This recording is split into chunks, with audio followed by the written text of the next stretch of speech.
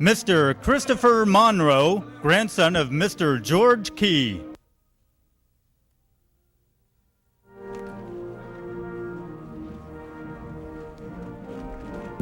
Mr. Carter Howard.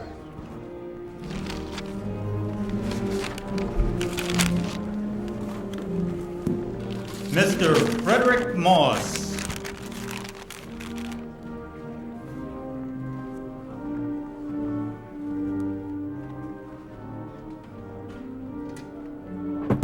Mr. Charlie W. Poward.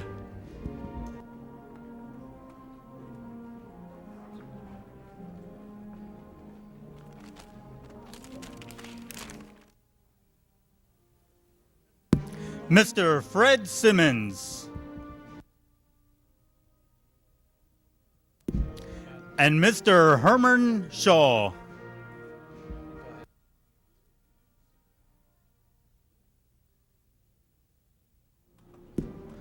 Ladies and gentlemen, Dr. David Satcher, Director of the Centers for Disease Control and Prevention.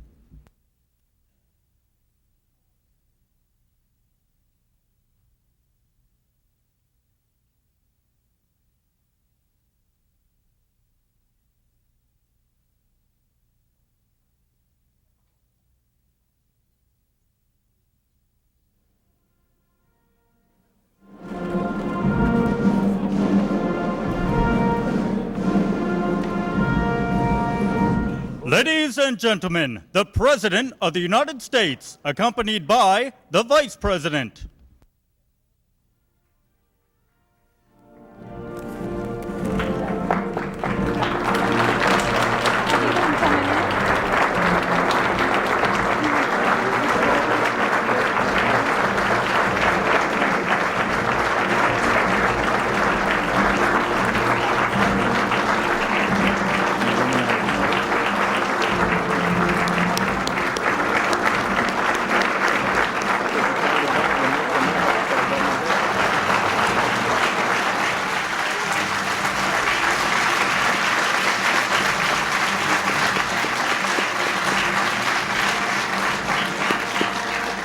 Please be seated, ladies and gentlemen. On behalf of the President and the First Lady, it is an honor to welcome all of you to the White House for this very important occasion. I wish to begin and on behalf of the President acknowledge the distinguished guests, beginning with the 5 survivors who will be named individually by the President and the families of other survivors who are represented here with us today.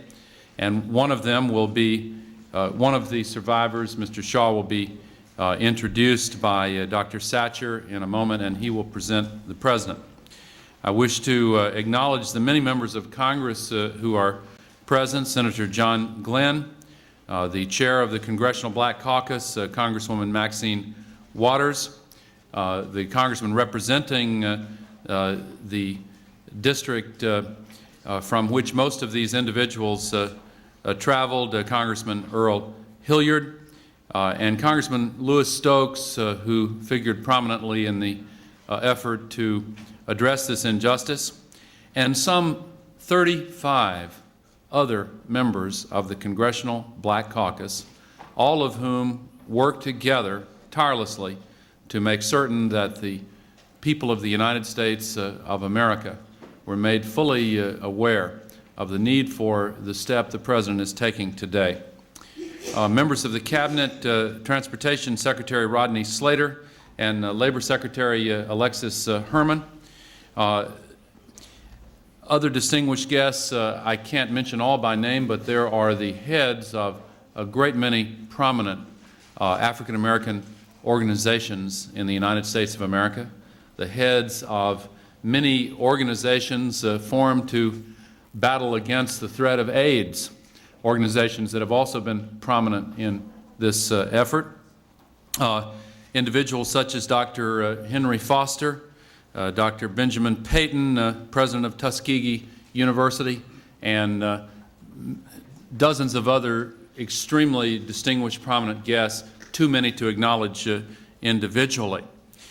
6 decades ago, indifference and injustice combined to began to write one of the most shameful chapters in the history of American medicine.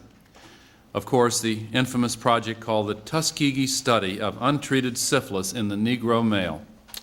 In 1932, America's Public Health Service set out to study syphilis, but it pursued this worthy goal in a manner that was irredeemably cruel. Several hundred African American men the Public Health Service recruited at churches and clinics and farms were used in the study.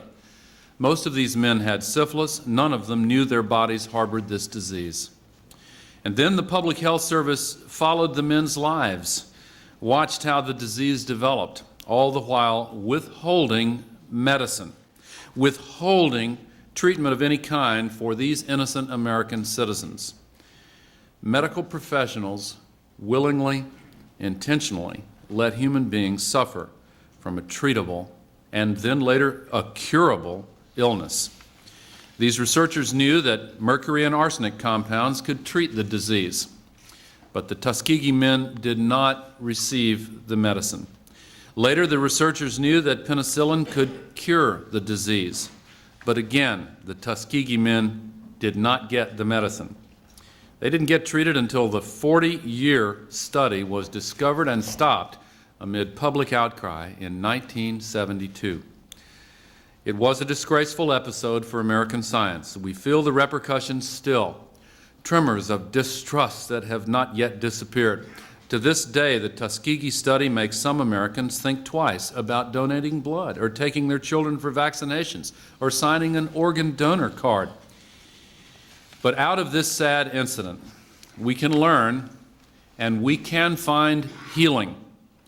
And we can vow that such hideous episodes will never occur again.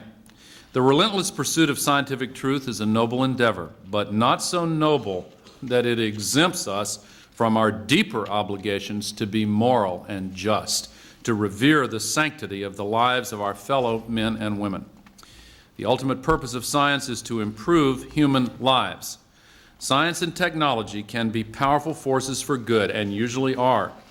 They've cured diseases, built economies, helped to narrow the distance of time and space. In the 21st century, as the march of new discoveries picks up even more speed, we must be vigilant about making certain science and technology always remain positive forces in American life. So today, the nation, under President Clinton's leadership and at his initiative, finally does the right and the honorable thing. It is now my pleasure to introduce and bring to the microphone one of the people who has led this effort that has brought us here today, the distinguished director of the Centers for Disease Control and Prevention, Dr. David Satcher.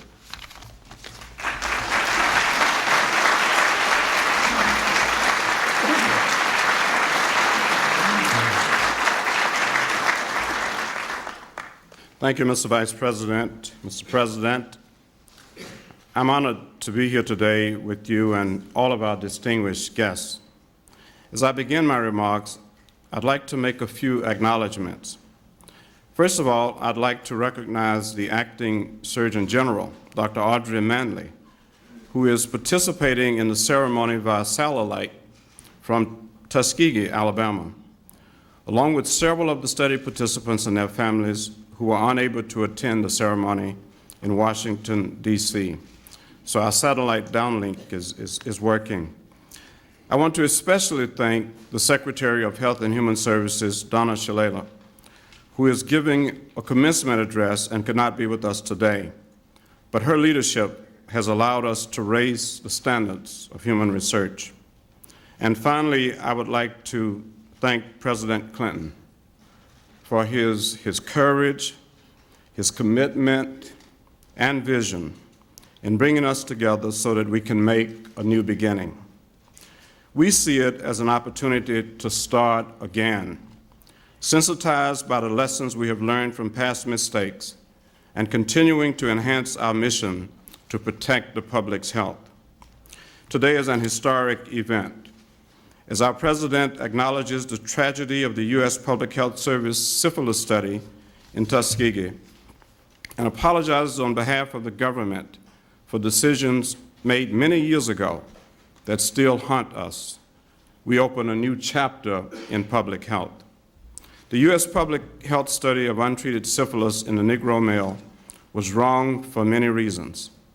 The study participants were never informed about the purpose of the study, never asked to give their informed consent to participate in the study, and were intentionally misled about receiving treatment. But by publicly admitting our mistakes and acknowledging the role of the Public Health Service in this study, we have an opportunity for a new beginning. The future will also bring new ethical challenges. We must be prepared to meet them and to meet them together. As a nation, we must ensure that anyone who conducts human research receives comprehensive bioethics training and understands and incorporates the principles of bioethics in their work, and that local communities where research is conducted are treated as full partners as we strive to uphold the highest ethical principles. But if history has taught us anything, it is that these principles are meaningless if we don't apply them fairly and equally across all lines of race, religion, gender, and ethnicity. The race for scientific discovery is important, but must never overshadow our commitment to human dignity. We must hold ourselves to the highest ethical standards, never stop monitoring our progress, and always be open to public scrutiny and willing to admit our mistakes. As Secretary Shalala said this morning in her commencement address at the University of Wisconsin School of Medicine, we must ensure that our ethics are always as sophisticated as our science. So to the survivors and their spouses and family members who are watching from Tuskegee, Alabama, and those who are here with us in Washington, D.C., we want to thank you for your willingness to participate in today's ceremony. You are allowing us to come together, and you're giving us this opportunity to chart a new beginning. It would have been easy for you to take a cynical attitude towards this event. Instead, by being here today, you express hope for the future, the kind of hope which we need to transmit to our children. Now I'd like to introduce the next speaker, a very special person, Mr. Herman Shaw, one of our honored guests and a participant in the Tuskegee syphilis study. Mr. Shaw was an original participant in the study, and he participated for 40 years. He was married to Fannie Mae Greathouse for 62 years. They have 2 children, both college graduates. He has 6 grandchildren and 1 great-grandchild. And he told me last night that for the last 52 years, he has been driving his tractor, and he already has his garden in place for this year. Welcome, Mr. Herman Shaw.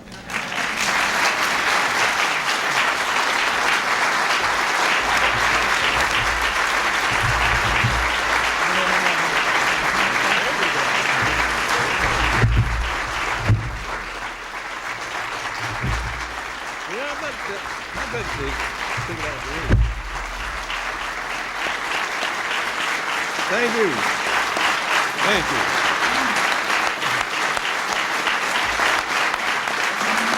Thank you very much.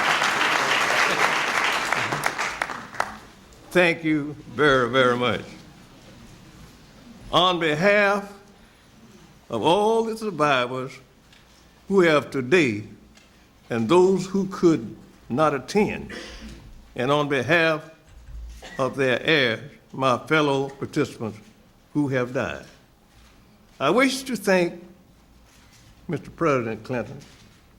Thank you very much for inviting us to the White House. It has been over 65 years since we entered the program.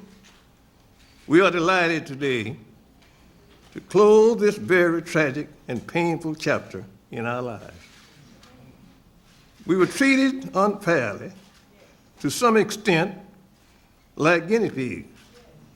We were not pigs. We were not dancing boys as we were projected in the movie on Miss Evers' Boys. We were all hard-working men and not boys, and citizens of the United States. The wounds the wounds, rather, that were inflicted upon us cannot be undone. I'm saddened today to think of those who did not survive and whose families will forever live with the knowledge that their death and suffering was preventable. Mr. President, we too also want to thank our lawyer, Attorney Fred Gray, who has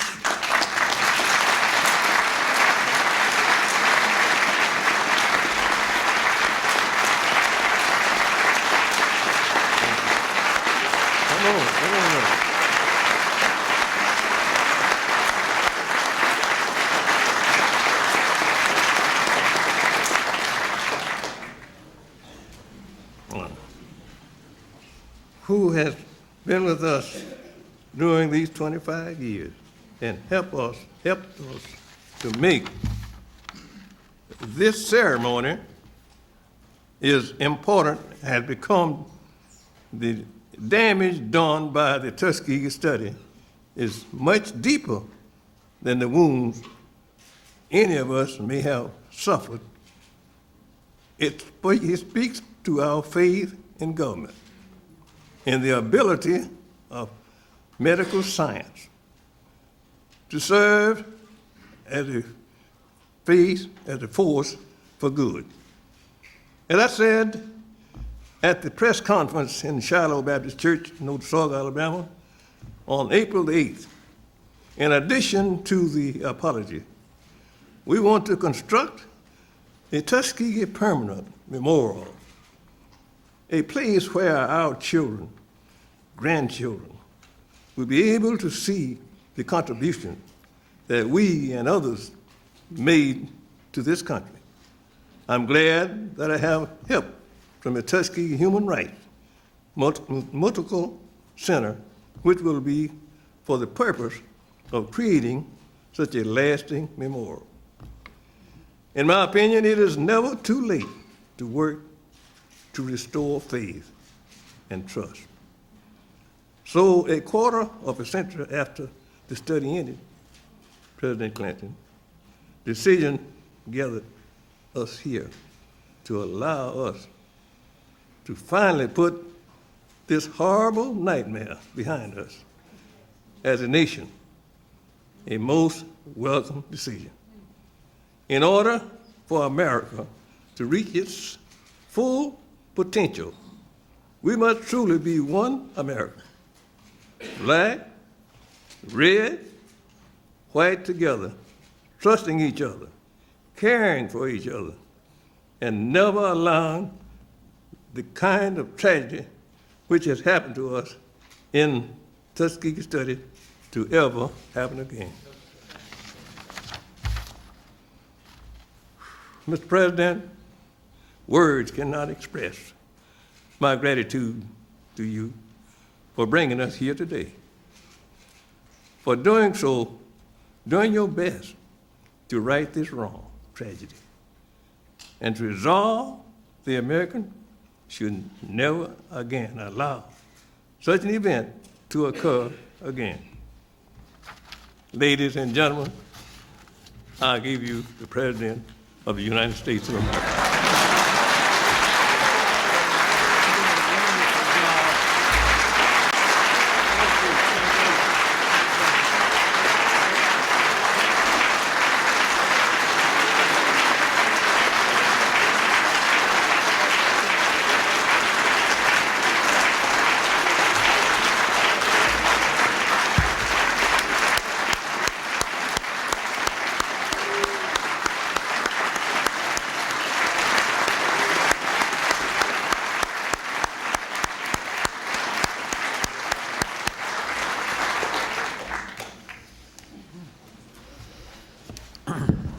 Ladies and gentlemen, on Sunday, Mr. Shaw will celebrate his 95th birthday.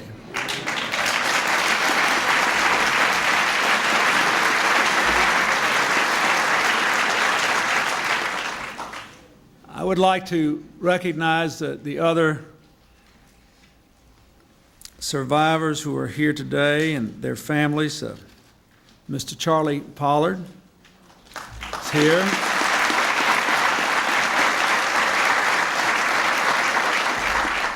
Mr. Carter Howard.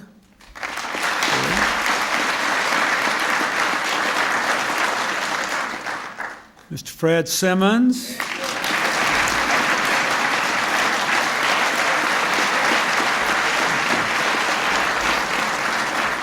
Mr. Simmons just took his first airplane ride. He reckons he's about 110 years old, so I think it's time for him to take a chance or two. I'm glad he did. And Mr. Frederick Moss, thank you, sir. Thank you, all of you.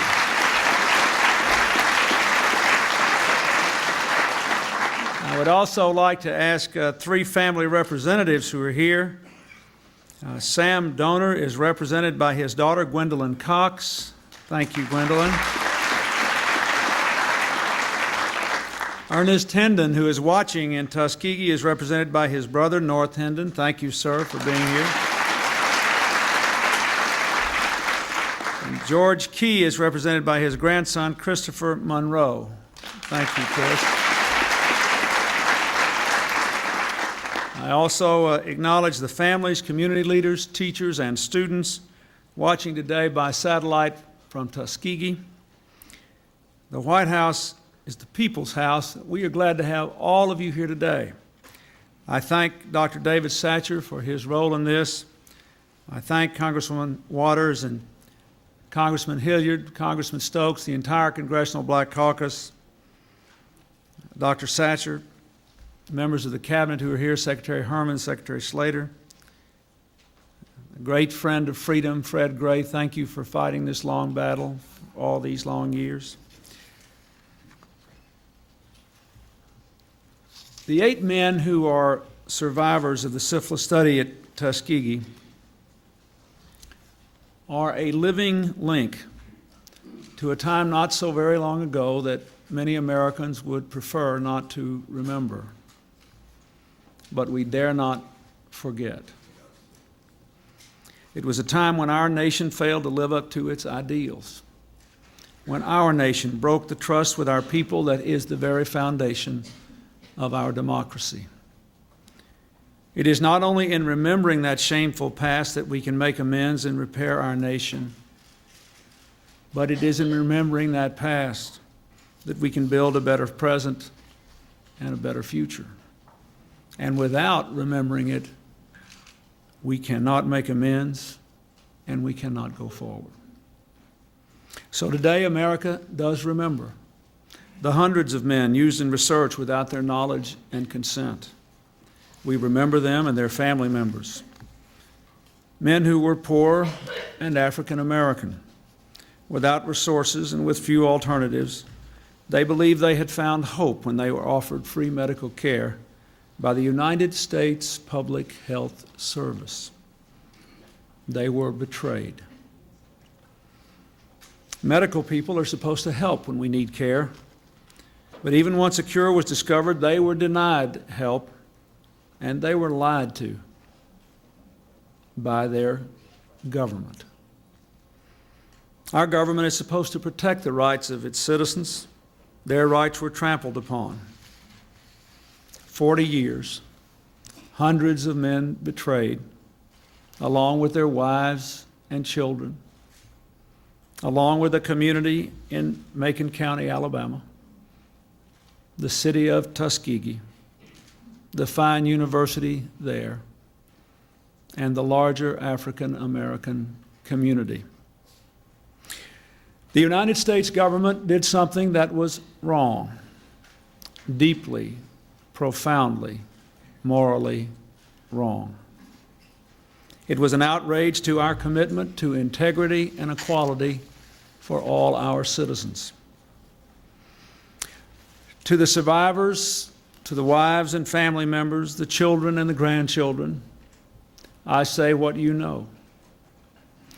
No power on earth can give you back the lives lost, the pain suffered, the years of internal torment and anguish. What was done cannot be undone. but we can end the silence. We can stop turning our heads away.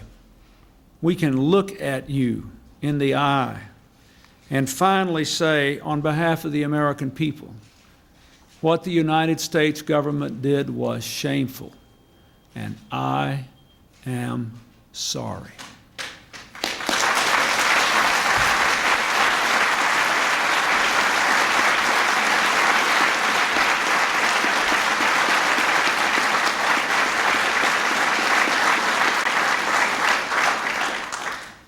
The American people are sorry for the loss, for the years of hurt. You did nothing wrong, but you were grievously wronged. I apologize, and I am sorry that this apology has been so long in coming.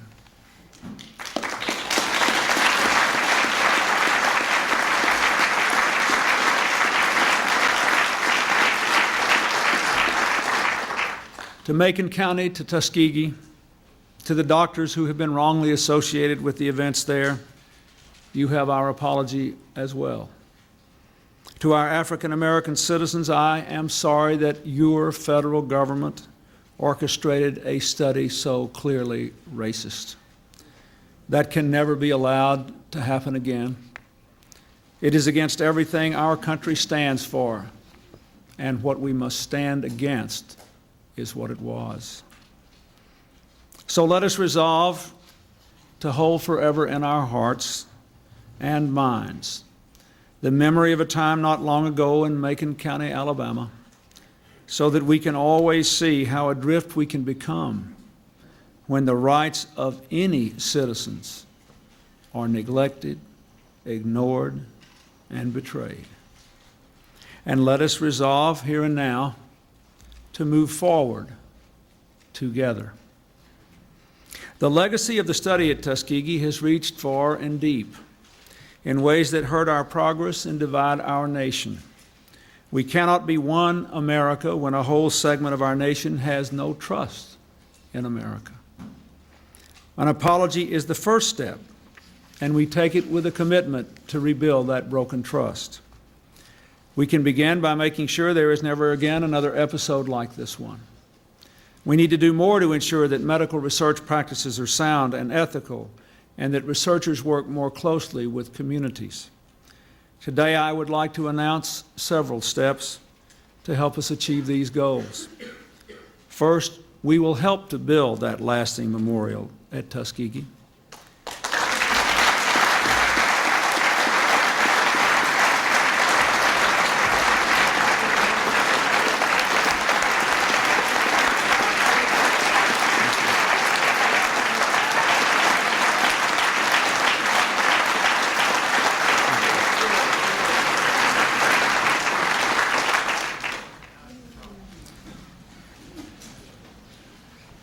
The school, founded by Booker T. Washington, distinguished by the renowned scientist George Washington Carver, and so many others who advanced the health and well-being of African Americans and all Americans, is a fitting site. The Department of Health and Human Services will award a planning grant so the school can pursue establishing a Center for Bioethics in Research and Healthcare. The center will serve as a museum of the study and support efforts to address its legacy and strengthen bioethics training. Second, we commit to increase our community involvement so that we may begin restoring lost trust.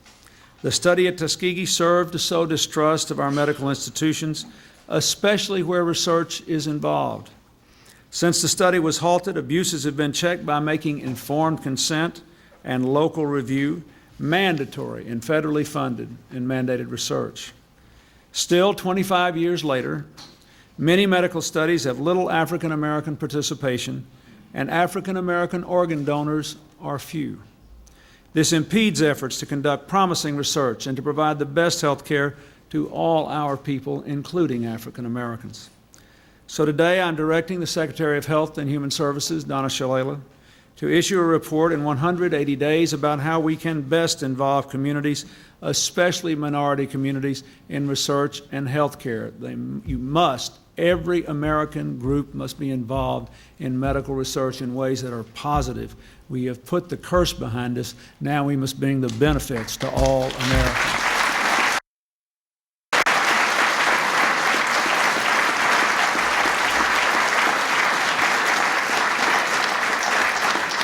Third, we commit to strengthen researchers' training in bioethics.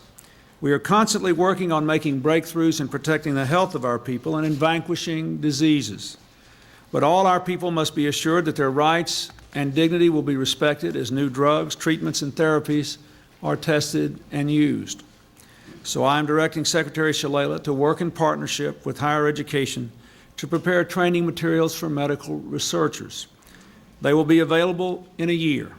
They will help researchers build on core ethical principles of respect for individuals, justice, and informed consent, and advise them on how to use these principles effectively in diverse populations. Fourth, to increase and broaden our understanding of ethical issues in clinical research, we commit to providing postgraduate fellowships to trained bioethicists, especially among African Americans and other minority groups. HHS will offer these fellowships beginning in September of 1998 to promising students enrolled in bioethics graduate programs.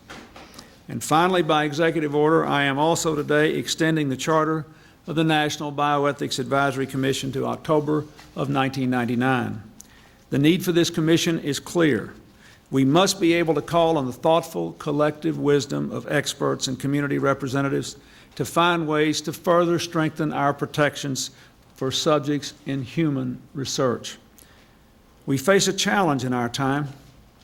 Science and technology are rapidly changing our lives with the promise of making us much healthier, much more productive, and more prosperous. But with these changes, we must work harder to see that as we advance, we don't leave behind our conscience. No ground is gained, and indeed much is lost, if we lose our moral bearings in the name of progress. The people who ran the study at Tuskegee diminished the stature of man by abandoning the most basic ethical precepts.